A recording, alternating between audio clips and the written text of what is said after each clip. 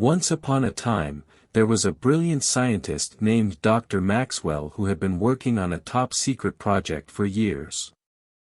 One fateful day, as he was conducting an experiment on time travel, something went terribly wrong. Suddenly, he found himself transported to the year 1920, a time where the world was vastly different from what he was accustomed to. Confused and disoriented, Dr. Maxwell began to explore his surroundings, taking in the sights and sounds of the roaring '20s. As he wandered the streets, he stumbled upon a beautiful woman named Elizabeth, who was walking home from work at a local speakeasy. There was an instant connection between the two, and they quickly fell deeply in love.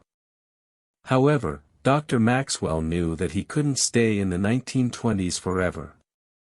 He had a mission to accomplish, and he needed to find a way to return to his own time without disrupting the timeline.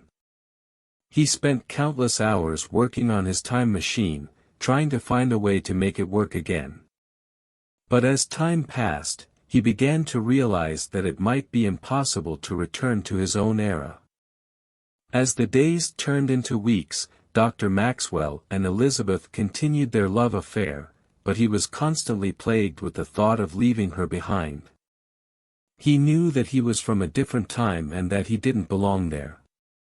Finally, after months of trying, Dr. Maxwell managed to fix his time machine and was ready to return to his own time.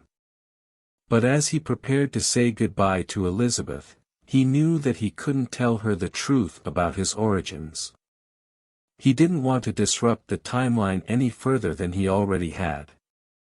With a heavy heart, Dr. Maxwell said goodbye to Elizabeth and traveled back to his own time. He spent the rest of his life trying to find a way to go back and be with her, but it was a futile effort. He had fallen in love with a woman from a different era, and their love story had been lost to time.